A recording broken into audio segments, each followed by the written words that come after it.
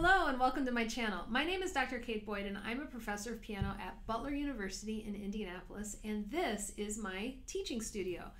Thank you for practicing with me tonight. In December, I am practicing my way through all of the sonatas by Beethoven for violin and piano in preparation for performances in January. Tonight, I am practicing the first movement of the fourth sonata.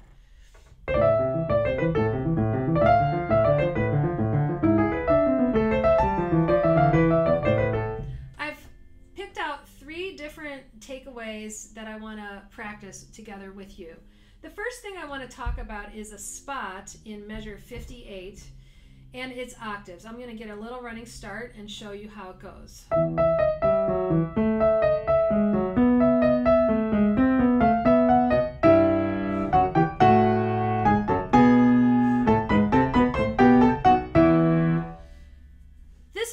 Because we have a lot of octaves, and if it were slow like I just played it would be not so hard, but it goes really fast.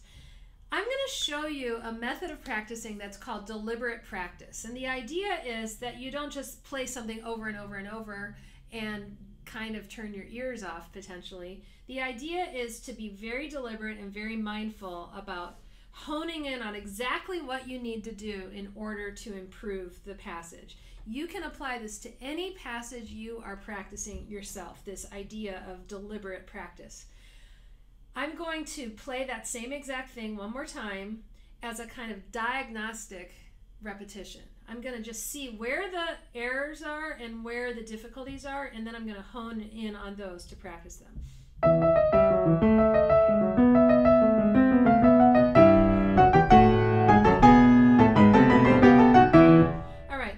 Measure of that is the problem for me, because all of a sudden we break our pattern and it goes. I'm going to hone right in on that. I'm not even going to spend time on the earlier part yet. And the first thing I have to do is figure out what method of practice is going to be effective for that. If I just repeat it over and over and don't correct anything I'm doing technically, I'm not necessarily going to help myself play it better. So I have to really think about it. Well, how am I going to be playing these octaves? So the first thing I'm going to do is look at the contour of this little spot here. The hands are moving in opposite directions on white keys in a voice exchange. That's all fine, but then the right hand goes down a fourth and the left hand goes up a step. So and that's kind of part of the problem, landing on that.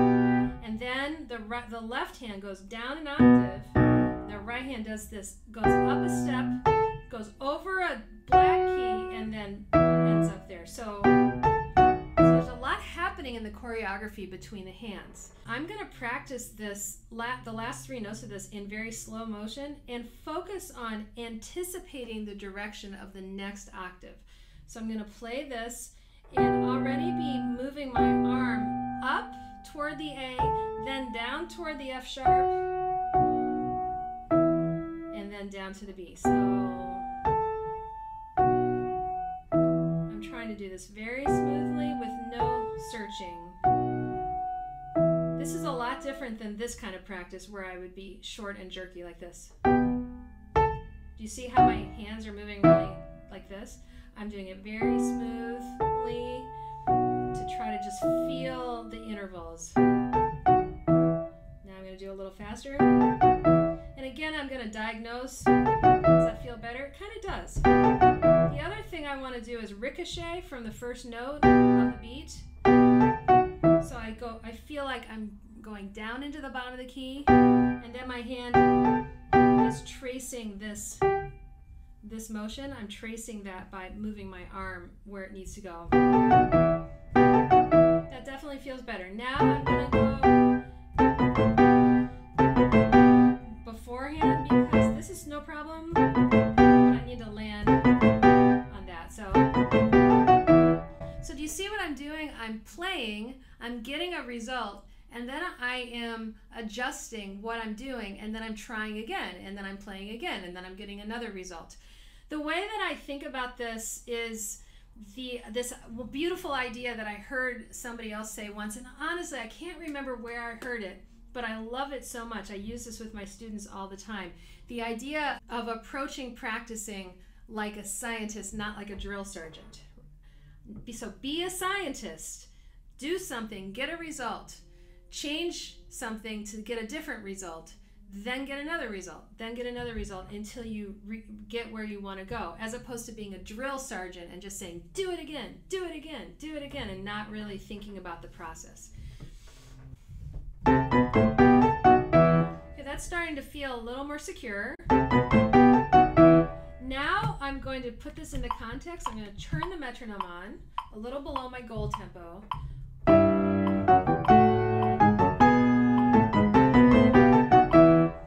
Now I'm going to go up one notch and 2.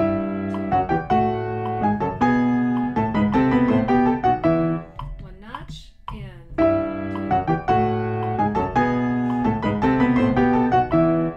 One notch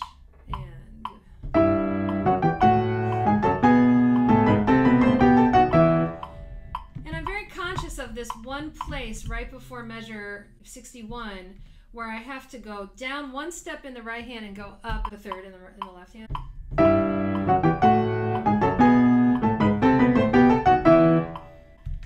Now that I've done that, I'm going to move on to another spot, but that's going to be something I'll keep coming back to and reinforcing and practicing. That's not the kind of spot you can just fix once and then move on, or at least I can't just fix it one time and move on to other things. The next spot I want to talk about is in measure 152, and this is a spot where the left hand has the melody. This is how it goes.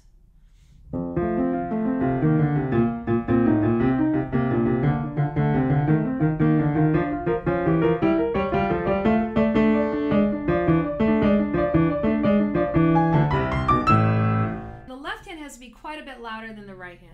When you have the melody in the left hand, then that means that the left hand touch has to be much more solid. We're not expecting to hear the melody in the bass. We usually hear it in the right hand. So in that sense, you have to draw attention to the left hand. Also, the bass part of the piano is a little bit muddier by default than the soprano part of the piano. So it takes a little bit of extra effort to bring out the bass line. So here's how I'm going to practice it. I'm going to play blocked chords in the right hand very quietly.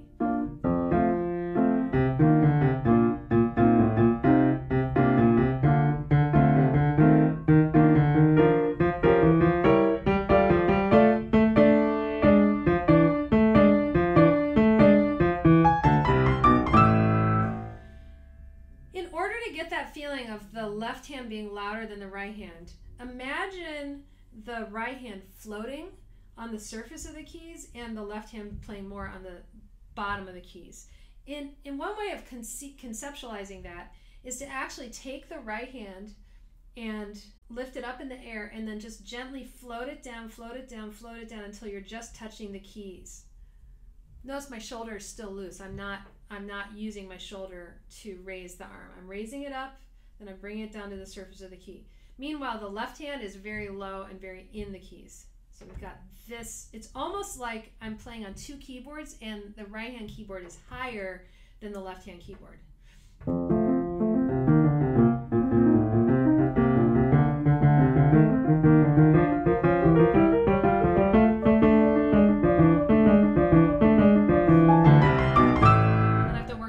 Transition. But I wanted to share that with you because when the left hand has the melody and the right hand has the accompaniment, the left hand has to lead the dynamics too. So when you have something where the melody shifts to the left hand, make sure that you're really listening to the left hand and that you're really letting the left hand shape the melody. One way you can do that is actually to sing along.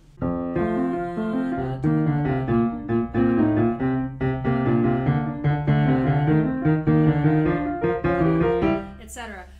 And you know, it's surprisingly hard to do that because you sing what you hear. And if you're listening to, it's going to be hard hard for you to match pitch to whatever the left hand's doing. So that is my practice technique for you, is to, when you have a louder voice or a melodic voice in the left hand, to practice playing it and singing along, and also to imagine playing on 2 different keyboards. The third thing I want to talk about tonight in this sonata is this idea of articulation. Articulation is just the question of long and shortness of each note and whether you connect them or not. And Beethoven is quite specific about his articulation. He has 6, these are all slurred, these are all slurred. And then the right hand on the first measure, we have a 2-note slur and then a staccato. So in other words, it would be very easy to just go, but that's not what Beethoven wrote. Beethoven wrote 2 notes, staccato, then a 4-note slur, 4-note slur, 6-note slur. So that sounds like this. 4-note slur. Whoops. I want to bring that to your attention because in anything that you play, you're going to have articulation. The articulation that the composer chose is just as much part of the note as the rhythm or the pitch, and that does a lot to contribute to the character of the piece. This is a driving 8th note pattern in the left hand. And so if I just went,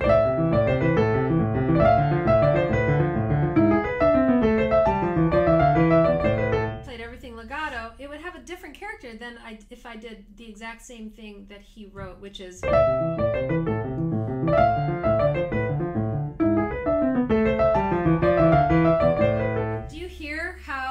different it sounds when I actually follow the articulation.